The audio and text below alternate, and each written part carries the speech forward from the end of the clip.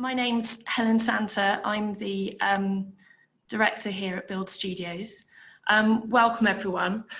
Before we start, I just wanted to say if you're posting about the event on your socials, please do use the handle @BuildStudios and hashtag with Rebuild Studios, just so we can keep tabs on what people are saying. Please be aware that the event is being recorded today, and a recording will be circulated after the event. So welcome to this event, Tenders, Competitions and Bids. As the oh my in the title suggests, we're aware this can be a daunting and at times thorny topic for delegates here today. We're very much looking forward to exploring this more in today's session. My name's Helen Santer. I'm the director at Build Studios. For those of you who don't know about us, we're a hub for the built environment sector. We're based in Waterloo, just at the top end of Westminster Bridge Road.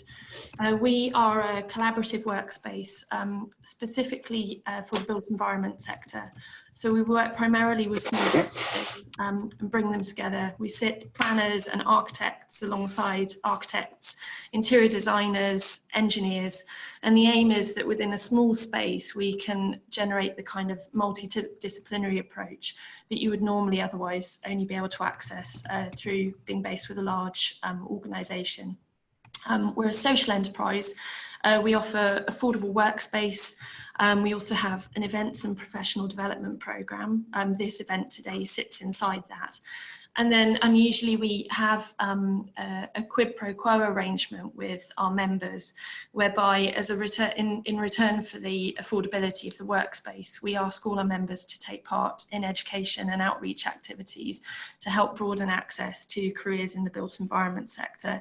If you're anything like me, we found that careers advice about the sort of jobs that are available is somewhat slim to none in a lot of schools across the country. So we're putting a lot of effort into trying to work with young people locally to raise awareness of what opportunities there might be for them if they choose to work in this sector. So I wanted to talk a little bit about the Rebuild Studios series. Build Studios is temporarily rebranding as we emerge from lockdown with a strong focus on renewal.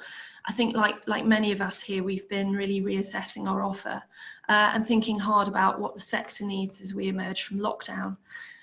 So as a space provider, we need to respond to the changing nature of our work. Also that people's need for space. I think, you know, we've realised that actually more flexible, more part-time approaches are going to become the norm as people have discovered that working from home really does have some advantages. But also as a sector, very much looking at changing working practices. How do we work together and collaborate when a lot of the time we're still working apart? How do we engage with our clients and communities, and simply where will the work be coming from in future? And I think for the built environment more generally, the very nature of the projects and the challenges that we're asked to respond to are going to be changing. And this series looks at addressing some of those issues. This is the fourth event in a series of 5 that comprise our relaunch programme. We've been looking at various aspects of setting up and running a business. They're starting from some inspiring startup stories in the early stage. Last week we heard some inspiring tips about developing business and building your networks at a time when face-to-face opportunities are somewhat hard to come by. They're all available on YouTube if any of you want to look them up. And then today's event is dedicated to my favourite topic, which is how to win work, which is obviously ultimately what keeps the show on the road. As a segue to last week's business development event, we're looking in more detail at the subject of tenders and competitions and the value of this process to procurers, as well as the benefits for those who are pitching for the work. I think this is a particularly challenging issue for those of us on the call today who are just starting out and who are looking to win work but may not necessarily have the necessary expertise required to meet the qualification criteria in a tender process. We're also looking at competitions as a potential game changer for more established firms looking to scale up. But overall, we think that there's this sort of need to make a balanced judgment between the odds of winning the work and the input required to get through the process. You know, is it worth the effort? Um, we're breaking from our usual format today, given the number and the calibre of the panellists involved. We thought it'd be helpful to run this as a panel discussion rather than our usual kind of presentations format followed by Q&A. Although there will be an opportunity for you to ask questions, I would urge you to pose any questions that crop up during the discussion. Just type them into the chat and I'll make sure that I pick up on as many of those as I can, both during the discussion and also at the end. So before we start the panel discussion, I'm going to introduce all of our guests. I'm going to invite them to give their starter for 10 on this topic of tenders and competitions. So they're going to open today with a brief nugget that represents, in their view, the key issues that we need to consider as procurers or as companies bidding for work.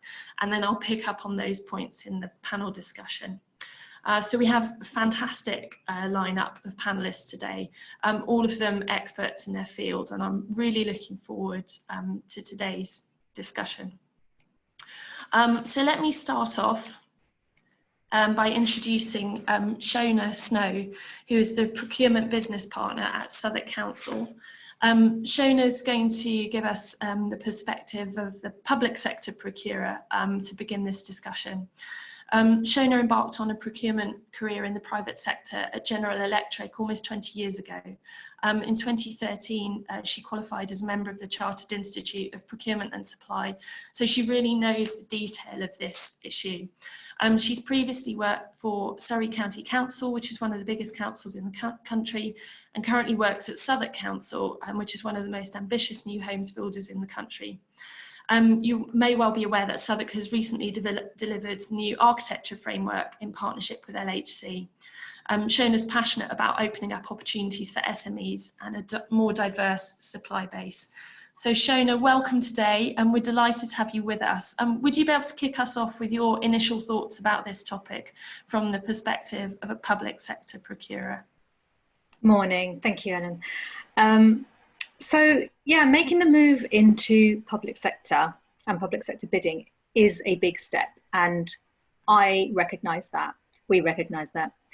But there has been a shift in public sector over the last maybe 5 or 6 years to look at every way we can to open up our supply base to access SMEs, because it's really a win-win for us and local authorities to be able to work with our own local supply bases, with our own local businesses, and some contracts really lend themselves to that.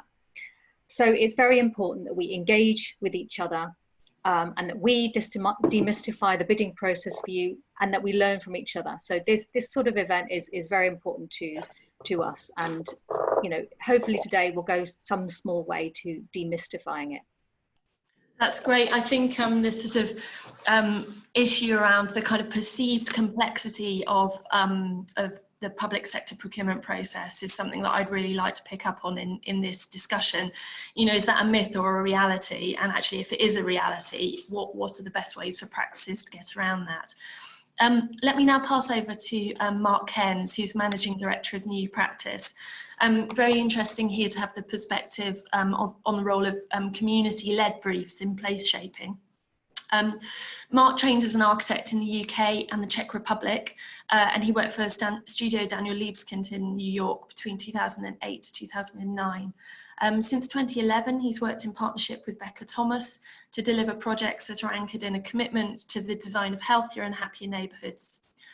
In April 2009, they established New Practice together, which works at the forefront of place shaping across the UK, ensuring that community-led briefs and shared decision-making shape the future of the built environment. Marc oversees the day-to-day management of the practice and team, maintains creative overview of projects, and leads on new clients, projects and challenges. In 2020, he was appointed as Associate of the Design Council and to the British Council Creative Hubs Advisory Board. Marc, it's fantastic to have you with us today. Can I now invite you to give your opening comments on today's theme? Sure.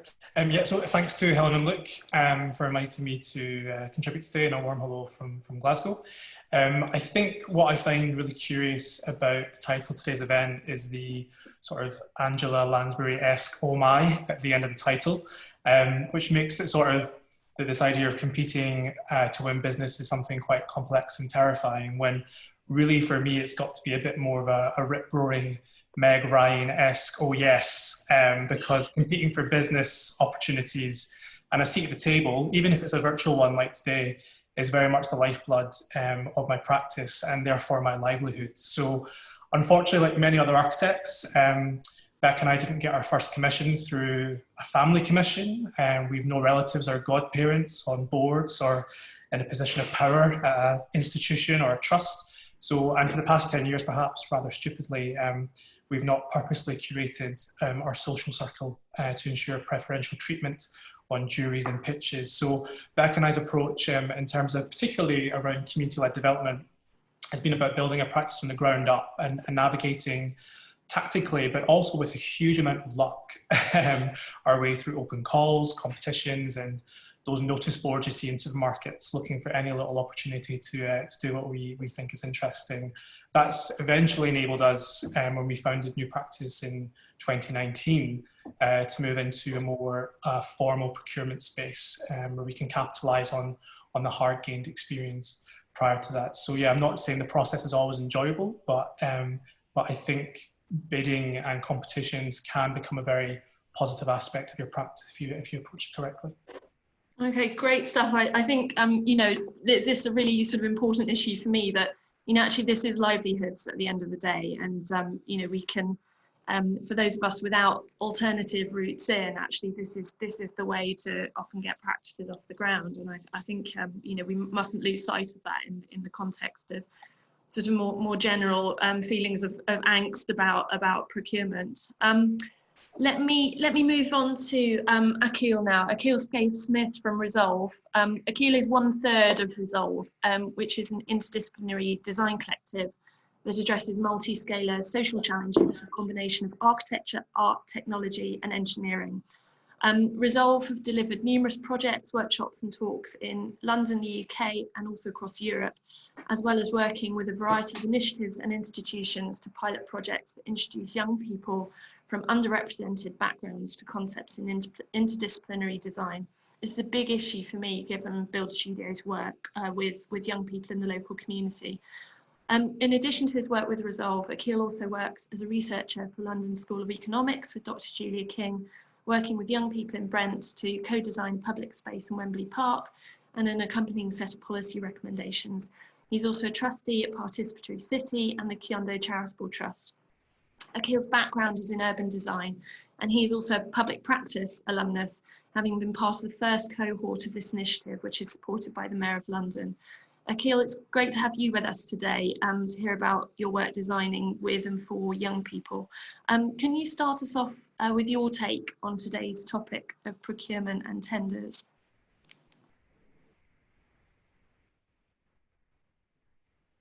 Yeah, so I think it's a really pressing issue, especially for organisations as small as ours. I hope that I'll be able to kind of provide some insight from like the micro scale, which I think is quite different to even businesses like fractionally larger than ours. I think once you start to get to the realm of like 2-3 people working part time, the nature of how you bid and what you can bid for changes, because we actually turn down more work than we get.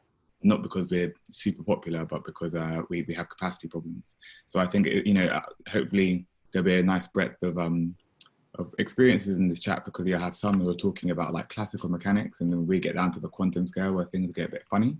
And hopefully we'll be able to get some insight on that. So I'm looking forward to it. Great stuff. Well, good to have you here with us today. I think this issue of capacity has cropped up a lot over this series, and we've spoken a lot about gear change projects and at what point you kind of make the leap to get yourself to a scale where you can actually potentially take on some of these larger commissions. Let's move now to Madeleine. Madeleine Kessler, very excited to hear from you today. Madeleine's the co-curator of the British Pavilion at the Venice Architecture Biennale in 2021. She's also the co-founder of Unscene Architecture. Madeleine trained as an architect and engineer and as an associate architect at Haptic Architects, having previously worked at Howard Tompkins, HHF Architecton and Studio Weave on projects ranging from temporary pavilions and theatres to infrastructure and urban design. Madeleine sits on the National Infrastructure Commission's Design Group and has taught and lectured at universities including the Architectural Association, the University of Sheffield and the University of London. She was named a RIBA Journal 2019 Rising Star. Madeleine, great to have you here with us today. Can you kick us off with your thoughts on today's theme for your Starter for 10? Yeah, thank you very much for having me. I think this is going to be a great discussion. It's such an interesting topic. And I think often in architecture, we don't really talk about these things enough. Like, all we want to talk about is the design rather than the kind of realities of winning work and running a practice and how you do need to have money coming in. And so I think I'm really interested in collaboration when competing for tenders and competition. And I think often these things are set up to be very competitive, but actually there's a lot to be gained from collaborating with other practices, and whether there's mechanisms we can do to encourage sort of more established practices to collaborate with younger, more emerging practices, to sort of provide reassurance, I suppose, to those judging the evaluations of these bids and tenders, but also to actually impart some advice and almost mentor the younger practices through the process, because there's so much to learn.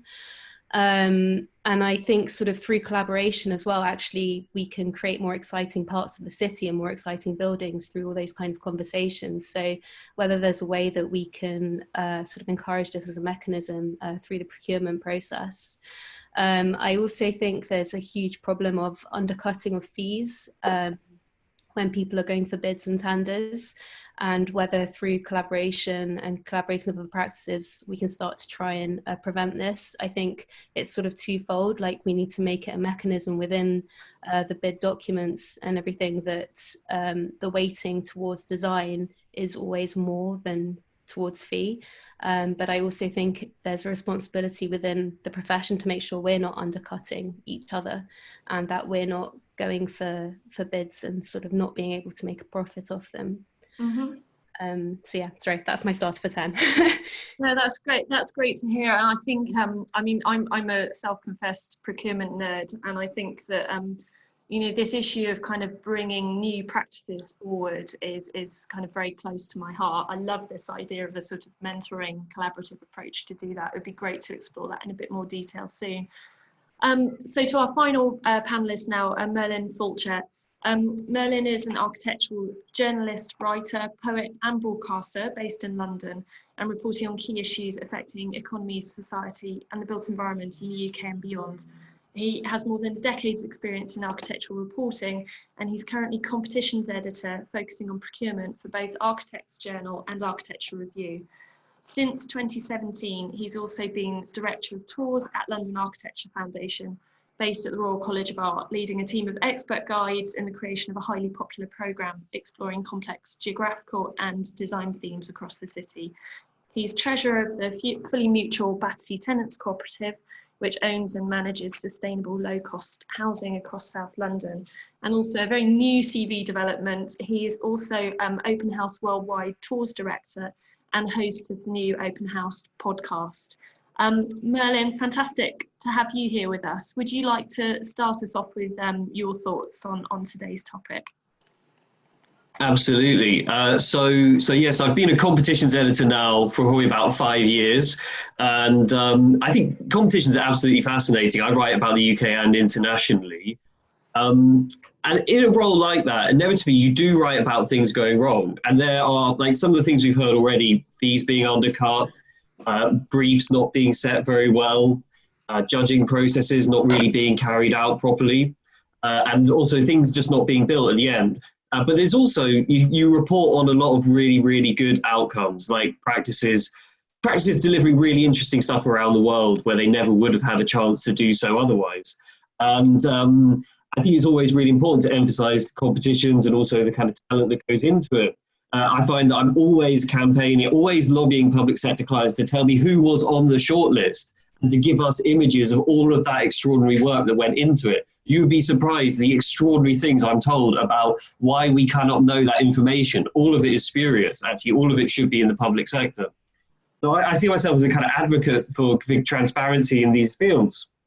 But and when things go wrong, and I think certainly Marc, Akil and Madeleine have all sort of referenced this stuff, Some of it is to do with architects themselves. You know, there are issues to do with capacity. There are issues where collaboration is more important. But there are other things which are just completely out of our hands. And I think that we do need people on our side operating at a higher level. I think political change, certainly in the United Kingdom, when it comes to improving our procurement system, we need people really at the top of government to be on our side. And believe me, I send a lot of emails to people like this. It's hard work, and I'm just a journalist.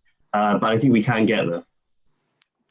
Great stuff. Well, that's a great note to begin on, really. I mentioned earlier I'm a self-confessed procurement nerd, so I've had the pleasure of being sort of at both ends of the procurement process. My background is predominantly in city centre management and business improvement districts, so where I've commissioned a lot of sort of small-scale public realm and community projects, but I also had a period of time working for a large local authority. So I've also been in the role of kind of dishing out some fairly hefty public sector competitive tenders as well. So I'm really pleased to have such sort of breadth of experience on the panel today.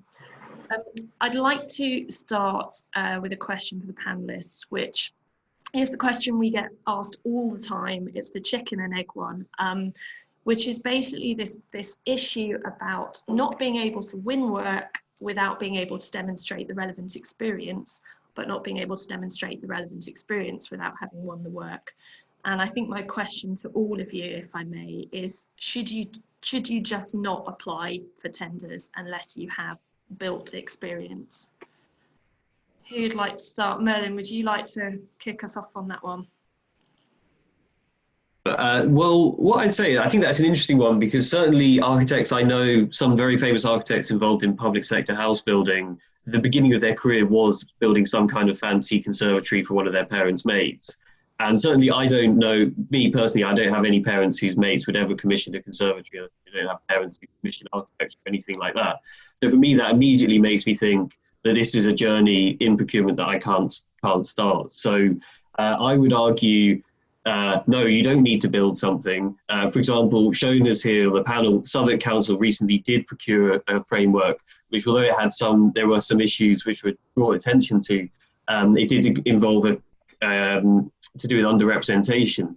It did involve a lot which allowed people to bid without actually having built any housing before.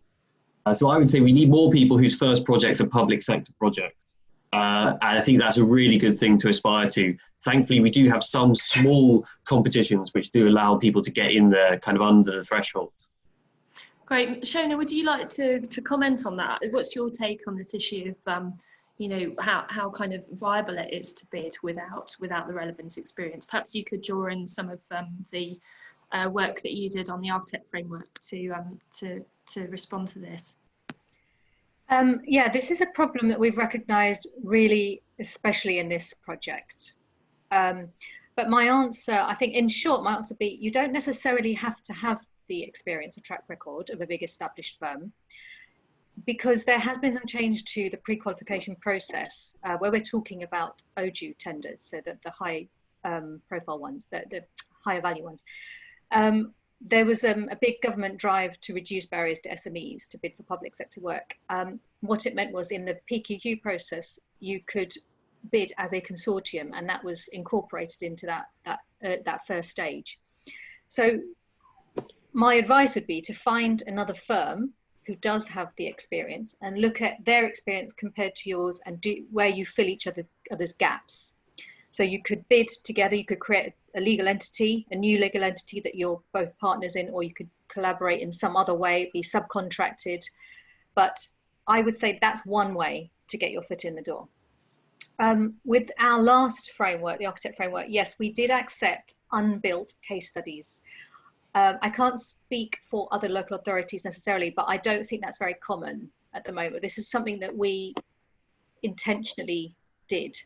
So for master planning and feasibility, it was an unbuilt case study, but also we had a lot 7, which was kind of like a new emerging practices lot. So we asked for an unbuilt and a built. So you've just got to keep an eye out really for new approaches like that. So you've got to have your finger on the pulse really to be aware when these new frameworks are coming out. But we did it, we think it worked exceptionally well. For our new design lot, we wanted we specifically wanted practices that might be a bit less experienced. And we did get quite a lot of bids actually, where they were consortiums or collaborations. That leads, I think, or ties in really nicely with Madeleine's point earlier about is this sort of find a friend issue or concept, really, isn't it? Madeleine, do you have any thoughts on that? I'd love to hear, kind of, if you could elaborate a little bit more on your opening comments. That would be really interesting, I think, particularly for some of the newer practices who are on the call today.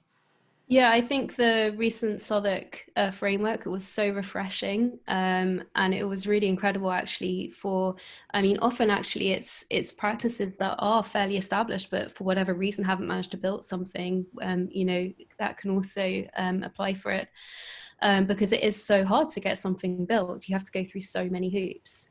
I wonder as well if more needs to be made of the actual people within a small practice that's just starting up, the experience that you've had previously, because you might have like led a project through on site, but it's just not under this new practice name, and it's about the people who will be working on a project.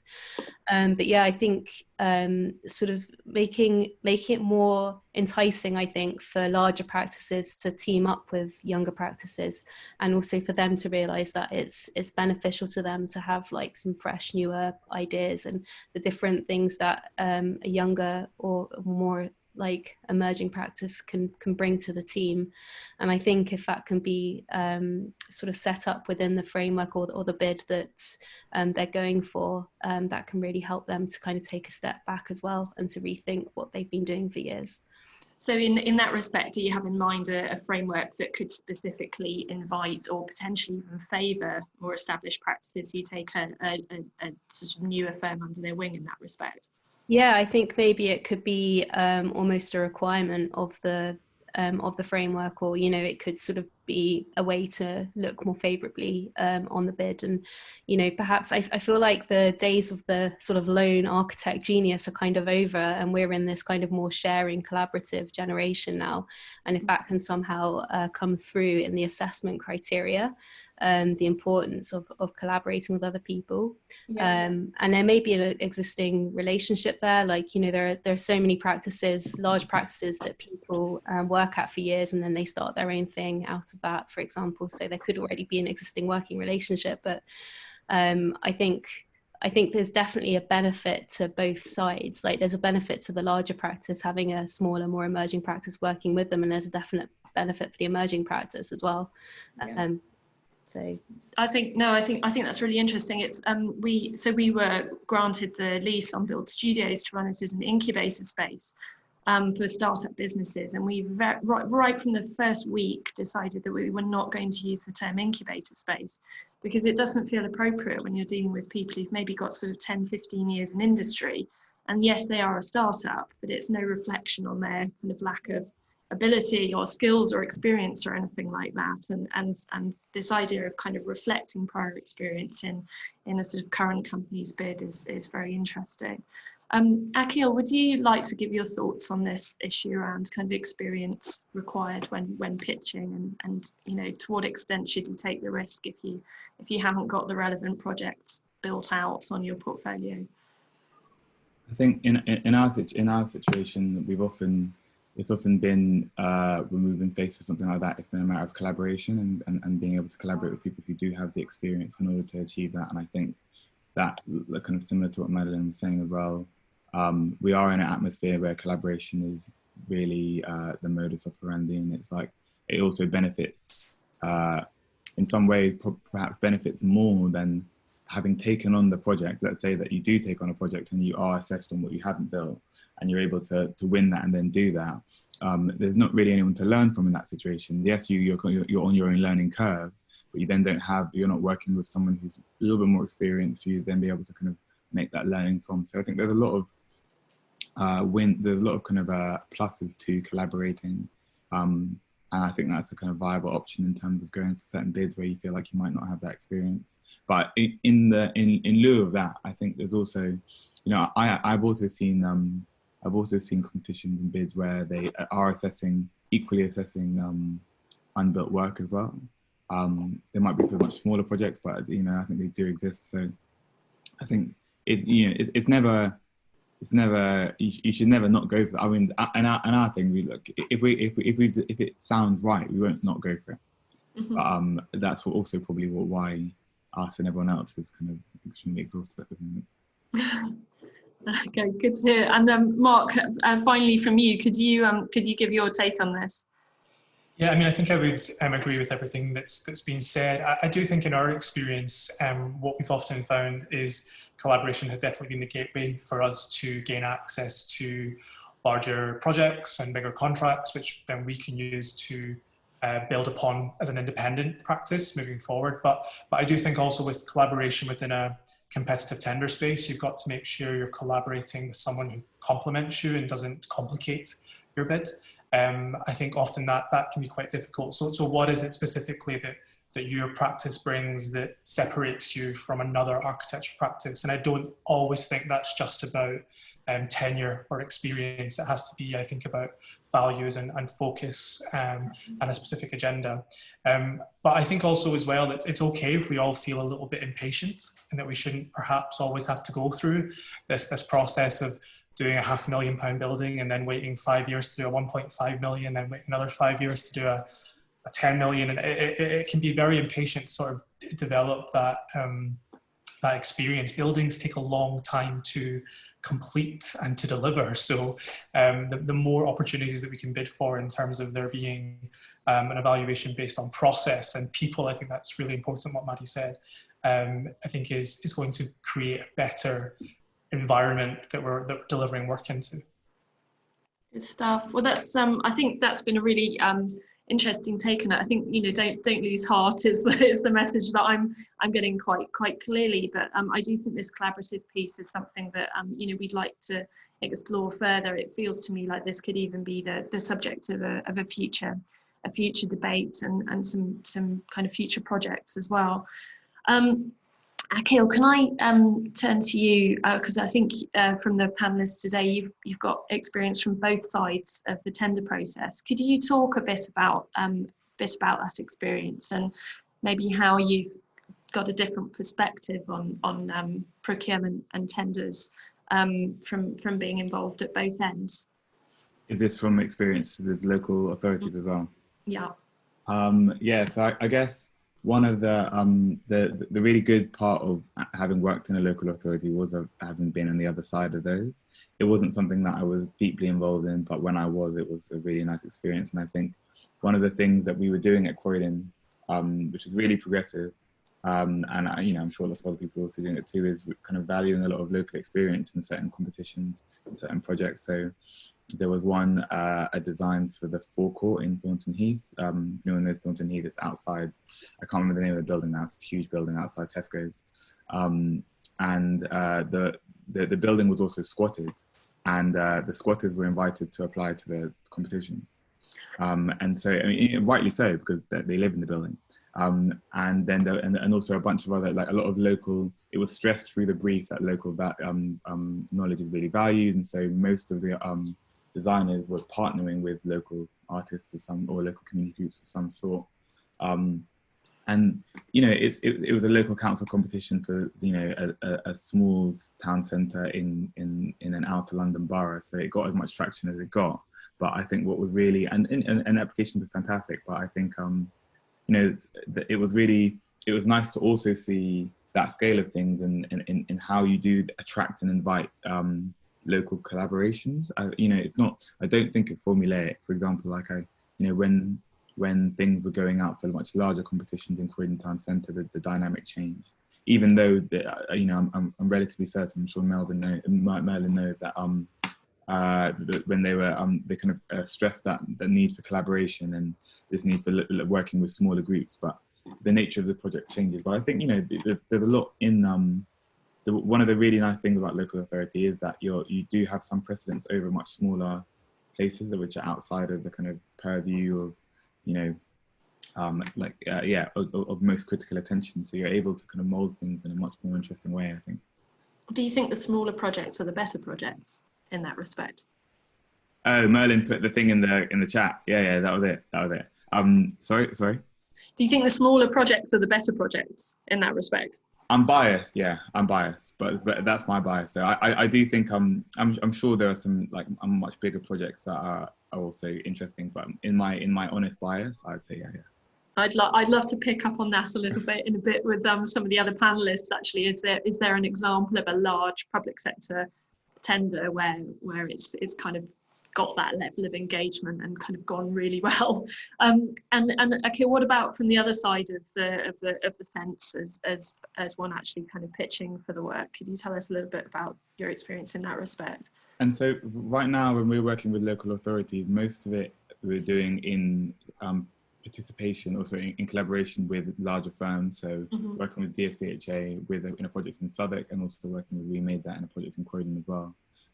So those projects, I mean, there's no way we would have been involved in any meaningful sense had we not been in collaboration with the larger organisations.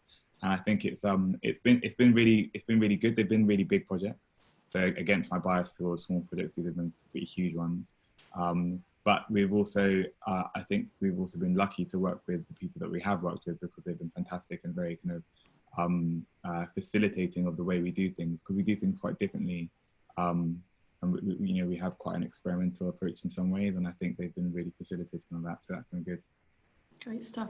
I wanted to pick up on a question that's cropped up in the chat actually around local authorities being interested in smaller practices. Shona, I wondered if you could shed a little bit of light on this. It's from Hugh, agreeing with Madeleine's comment about collaborating. And reflecting on the idea of supporting SMEs, he says, we're now seeing local authorities want smaller practices in order to meet their community wealth building agendas. I have to say, this isn't an issue I'm familiar with. Would you be able to, if you're able to kind of give a little bit of insight on that from local authority side? Yeah, I'm not familiar with the community wealth building agenda. I'm not familiar with that term, but I can absolutely agree that there is engaging with local SMEs meets a number of agendas actually, and just produces better outcomes. We think it would ultimately lead to reducing inequalities. We think we get a better service, we get representation of the local community. Just to clarify, the architect framework that we've just delivered, there is, every time we call off from it, we're expecting at the moment to ask for collaboration with local firms. So that's something we are actively encouraging during mini competition from that framework. It just makes sense with a lot of our work going forward. Okay, great stuff. Let me move on now. If Shona, while you're on, I'd love to hear from you. Can you tell me what you think the biggest mistake tender applicants make is? Yeah, I feel this is like, I wouldn't be doing our listeners justice unless I gave you my top three, I have to be honest. So the biggest one, and I've done presentations on this before, and this is really important stuff if you want to get better at bidding. The biggest one is so unglamorous, but it's making errors and omissions. So unfortunately, I've seen some really disappointing and heartbreaking situations where somebody's put a lot of work into something and then they've just pressed the submit button, thought it's gone through and it hasn't. Just really small technical issues like that, where they haven't then gone back and checked. And we had one case with a project where he didn't realise until a month afterwards that he hadn't submitted it. He'd put all that work in, was waiting to hear an outcome, and the outcome wasn't, there was nothing we could do. If you realise a mistake just after the deadline or just before the deadline, as close as possible, there is something we can do about it. But really just don't put yourself in a position where you're going to be the next victim. Allow 24 hours before the deadline at least. But we also see omissions from tenders as well, something important that's just completely missing. And if it's a really big tender, we may not be able to incorporate into the process a clarification exercise where we go back and try and gather all the missing documents. We're not able to always do that, and we're not obliged to do it actually. We only do it if there really is time. That's my biggest one, errors and omission. Second one, to engage. So that means us going to the pre-market events, understanding what the buyer wants from the procurement that might not come across in the tender exercises. And also things can change throughout that market engagement process, and certainly did for us when we did the architect framework. We learned so much that we then incorporated, and it changed it significantly. And then my third one is when we see bland or general answers. So those tend to score the lowest. It won't fail you necessarily, but it will get the minimum score, and it will. It's really important to be specific and show that you understand the client that you're bidding for, understand their local area, and how your business and your experience applies to them and that local area, or to the brief that they've written. So it's a little bit like, you know, being in a job interview, and so really presenting yourself, being memorable for the right reasons. Great, thank you for that. I think following on from this, I'd also like to talk a bit more generally about the tender process, and perhaps I could ask Marc, can I kick off with you on this one? If you could change, it'd be good to know kind of what you would like to see changed about the tender process. What would make life easier from a bidder perspective?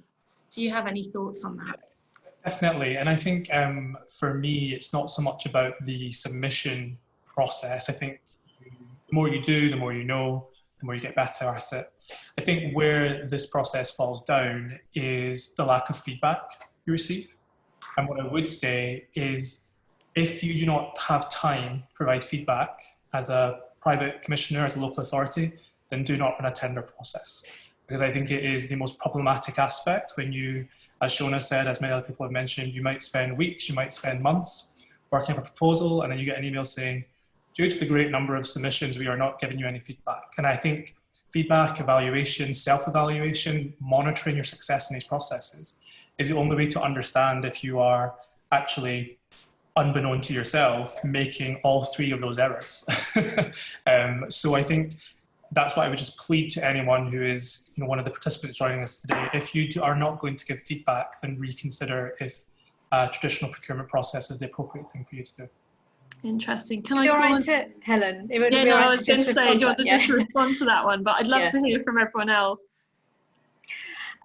I agree with you about how important feedback is. I am surprised we don't get asked more often. In general, when I say the sort of general we. There are occasionally tenders where it's so, we've been so inundated, there isn't time, but actually we have later on gone back and given feedback. So I completely agree with you. And it was one of my pieces of advice today, so you preempted that, is please do ask for feedback, because you will learn so much from it. Don't let it be a wasted opportunity. Anyone else like to chip in on that? Madeleine, any thoughts from your perspective? What's the sort of biggest frustration, the one thing that you would like to change? I completely agree on the feedback point. Whenever I've asked for feedback, often I've either been told there've been too many submissions, or it's been so generic that it's quite difficult to take that forward almost as feedback. And I think it would be really amazing, even if it's just like a 10-minute phone conversation or something, just to understand like how you can improve that bid for next time in order to go forward. And I completely agree with Marc and what Shona is saying, that yeah, just like you put in so much work into these tenders that's completely unpaid, and so it does feel like, you know, the minimum that you could get back is some feedback going forward. I also think, I mean, it's more generally, I suppose, about competitions. I have a thing about unpaid competitions, like especially when you get down to the second stage of a competition. I think it's really important that those begin to get paid, and especially when it's like ideas competitions where you're giving away your ideas for free. And then I think that starts to perpetuate within the profession that we're sort of undervaluing the value of our ideas. I know I have friends like out of the architecture industry who seem to have jokes within their profession that if they're a bit stuck on a project, we'll just put it out as an ideas competition to architects, and we'll get loads of stuff back for free. And I think we're almost making a joke of ourselves there, and we need to be better at sort of having some pride and really valuing what it is that we're doing in these competitions. And Oh, no, I was just going to say, I think I couldn't agree more. I remember, there was some sort of a general mutter of surprise that came around when working for a previous employer who shall remain nameless. When we put out a request for some architects could you just knock up a couple of CGIs? And we were quite surprised when the response came back, yes, but there will be a fee.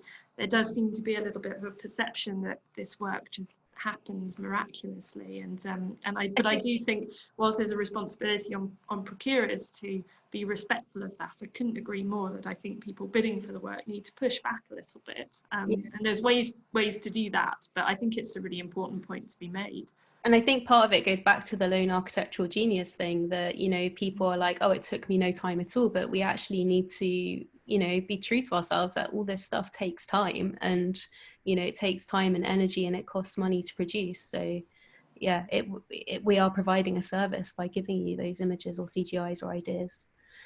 Absolutely. I'd like to move on, sort of pick up on this idea of competitions a bit more. Merlin, can you talk to us about any drastic changes that you've seen in the type of competitions that are coming through AJ at the moment? What catches your eye to feature a competition? And I think also picking up on Madeleine's point, do you sense any change in the sort of fee-free competitions? Is it becoming more the norm for people to pay at stage 2, or is that still an issue from your perspective?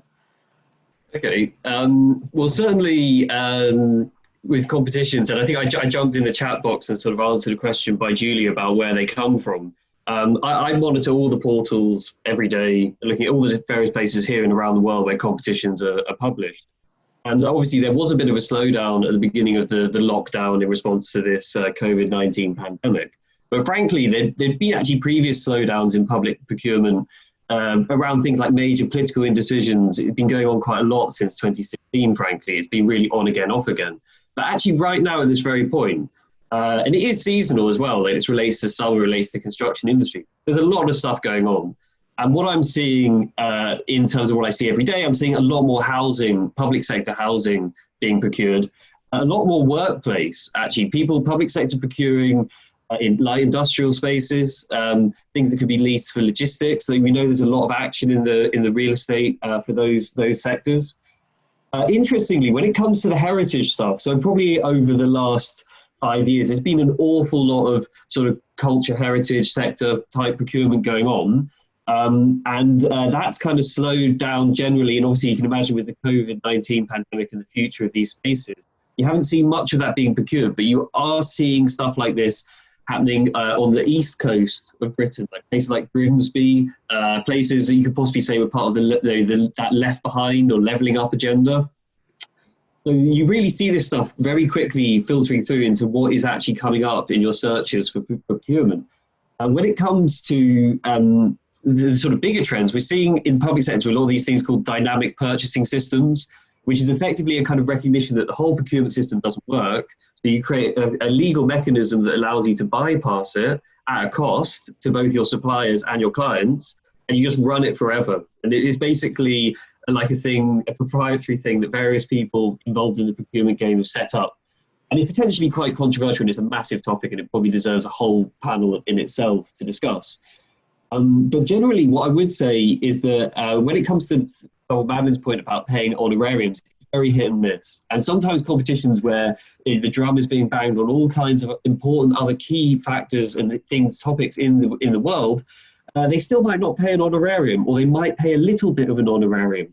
And this comes to a really, really, really big issue in the UK. There are lots of different ways of procuring things, and we don't always have the capacity to properly understand and properly deploy the ways we're procuring things. But there is actually a single way of doing it. It's called a design contest. This is like a standard kind of EU-wide procurement setup that was made specifically for architecture. Now, if I look at the Tenders Electronic Daily, every day there's a whole load of design contests in Germany and France going live. There's a few in the Eastern European countries, there's a few in Spain and Italy. There's about one every year in Britain. And what a design contest is, it says stuff like people have to be paid an honorarium. It has to be anonymous. The judging panel has to have a certain number of architects on it. If we actually had more of this going on, if we had that as a single standard way of procuring here in the United Kingdom, then what that would do is obviously it would create more of a level playing field, but also it would actually allow people to intelligently inject some more flexibility into the system, which is what Shona was saying. It's so rigid that it freezes people out. And also, we really need a single procurement portal, because the procurement portal is a complete mess. We've got many different portals, as you heard me saying. And some of them are brilliant, some of them are absolutely terrible. So much energy is wasted on them. They're massively inflexible. So I say design contest approach. There's really good guidance on the Project Compass website about how to use this. And also architects, Reba, someone, we need to come up with a portal that just works for the whole country. That's some interesting take. I think you're right. This probably feels like a whole separate debate in its own right, but it's always been a mystery to me that this approach isn't adopted more in the UK. And I think perhaps collectively, if there's some work that we could do to try to kind of make that become more mainstream, that could be a really good takeaway from this event. So I'm conscious of time. Before we move on, I wanted to sort of finish up with some kind of top tips from our panelists. Just before we do, I was wondering, Madeleine, could you just tell us a little bit about the Anti-Pavilion project? And when you were judging that, what were the things that made submissions stand out for you? I think as we're looking at kind of how to actually win work, it would be good to hear your perspective as to what really sold these ideas for you. Yeah, so that was a really fun project. So there are over 100 entries, and I think each entry had to produce 2 A3 boards, and that was kind of the main requirements. So I think the first thing is checking how well something responds to a brief. And so within the brief for the competition, it sort of spoke about the planning culture around that area, and the fact the other pavilions, the client was going through like an appeals process in order to keep them there. And so he wanted this anti-pavilion to somehow respond to this planning debate. Then there was also the fact that for the first time, the anti-pavilion will be floating on the canal. So how well does the pavilion respond to this kind of context of the canal, of people walking past and engaging with it? And then, yeah, just sort of like how feasible it is in general. And really looking for entries that wanted to hear more about, because there's only so much you can show on 2 A3 pieces of paper. So it's like, what entries are really enticing you to want to learn more? You know, you don't need to answer everything at all on those 2 A3s. It's almost like if you just give enough away of your concept and idea that you want, that then the panel are like, oh, I'd like to hear more about that. And then also just the importance of communicating something really well through images and text, like not to be too word heavy, but to say enough that it allows the panel to understand more about your design. And I think also was looking for something that just had a bit of humor or was a bit fun, and not taking itself too seriously, because that's kind of in keeping with that kind of project. But yeah, I think ultimately, I'd say the most important thing for me that came out of that process was really understanding the importance of responding to a brief. Yeah, I think this issue of kind of imparting personality in what can sometimes be quite a dry process is really interesting one. I think the most enticing briefs that I've seen are where somehow, even just be it through a single image, you just get a sense of a bit of humour or a kind of little personality trait. And I think ultimately you've got people commissioning people to do work, and it's about how you kind of find that route through the paper-based process of forging that relationship. I think it's quite an art to do that. I'm conscious of time. I've got one more question which I'd like to put to Marc, and it's a sort of a little bit of a kind of wrap up really of a couple of issues. And I think this is the issue that I alluded to at the beginning of sort of the amount of time that you can spend on entering competitions, and whether it's actually better to work on self-initiated projects. You know, this issue of a kind of big break into a certain field through a competition, you know, is this still a relevant concept, or actually is it just better to avoid tenders and competitions altogether and kind of pursue other angles? Have you got any final thoughts on that, Marc, before I turn to you all for your key takeaways? Yeah, sure. I'll try and keep it brief. I think as a rule, we don't tend to enter competitions. and or we do intend to enter them, but then more than likely what happens is they fall to the bottom of the priority list because paid client work must always take priority. So we miss out on quite a lot. But I think actually what we focused our energy on, myself and Becca, over the past 10 years is really being self-initiating a lot of work. So just I think through a bit of sheer cheek and also ambition, just trying to find ways where we can deliver the type of projects we want to deliver without, I guess, having to ask permission or sort of demonstrate that we should be through traditional procurement routes. And I think a lot of that is really down to luck and situation and context. And for example, the building I'm sitting in right now was our first significant build. It was a market hall in the East End of Glasgow in the Barrows Market, which, due to the arrival of the 20th Commonwealth Games in Glasgow in 2014, we were able to get some funding specifically for local practices to take on dilapidated buildings and turn them into cultural venues. So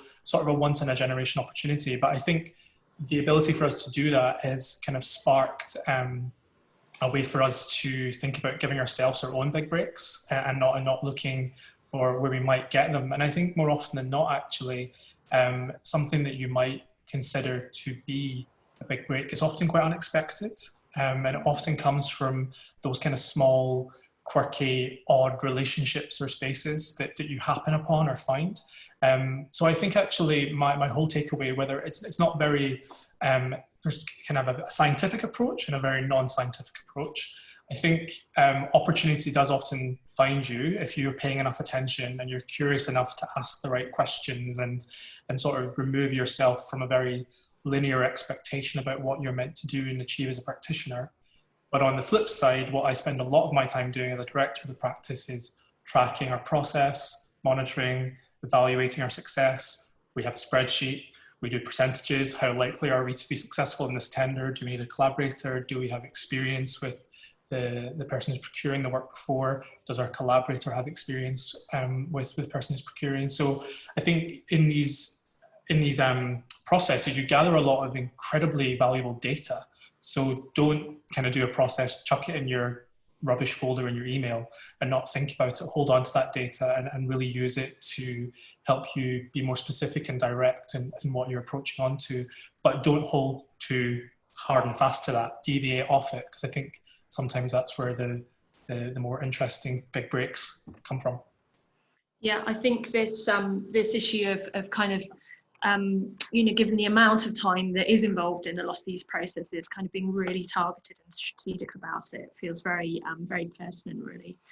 Right, I'd like to wrap up the session. I'm going to just go to all of you individually, if I may, and just ask for your one tip for people. I want you to kind of impart a nugget that people can scribble down and take away with them today. Marc, was that your tip about being targeted, or have you got another one that you'd like to add? No, I think that's it. I think it's being targeted, but also not having too many blinkers on. Brilliant. Akil, would you like to close up with your final thoughts on this? I'm be concise. I think from our perspective and for other practices that are like us, they're like very small and like really trying at the moment, I think there's an atmosphere now that requires a certain type, a more radical type of thought for projects and the old norm. We hear it about a lot, but the old norm isn't working anymore and isn't desirable anymore. So if I was to speak to other practices like us, I would say now isn't the time not to gamble. So like whatever you do, don't not gamble. Don't not gamble. I'm writing that's going to be my I'm going to write that on the whiteboard here for the rest of the day. Merlin, anything from you for your takeaway? I would say think strategically. Every year, budget annually for a certain amount of competitions that you're going to use as business development and as research and development.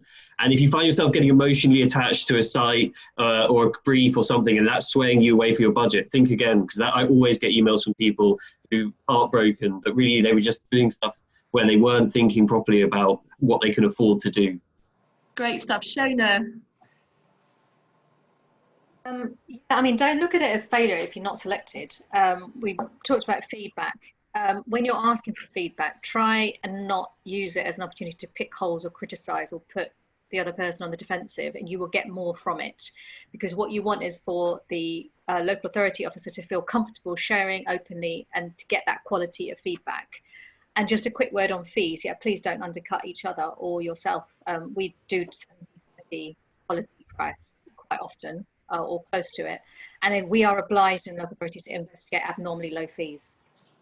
So you won't necessarily win with an abnormally low fee. Interesting, thank you. And Madeleine, finally from you. I think I go back to what I originally said really about collaborating, and I really agree with everything that's been said, and how Akil was talking about we're at a really exciting moment now to really redefine what architecture practice is. And there's so many really exciting young people, firms and emerging practices coming up, and if there's a way that we can establish more formal kind of ways of collaborating together, I think that could be a really exciting way forward to approach these bids. Brilliant. So we have be strategic, use your data, don't not gamble. It's not failure if you're not selected, and collaborate. And also my favourite from the chat, which is so many portals. I think that's a discussion in its own right. So I'm going to wrap up. Thank you so much for our panelists. I would love this discussion to run. It's a shame we're limited for time, but I feel like there's definitely the seed for future conversations here. A really excellent discussion today, and thank you very much for your top tips. Just finally to say, please do join us next Wednesday at 10 o'clock for the final event in the series, which is called Where Do We Go From Here? The Future of the Built Environment Industry. Sign up via buildstudios.co.uk. Got again some amazing speakers for you.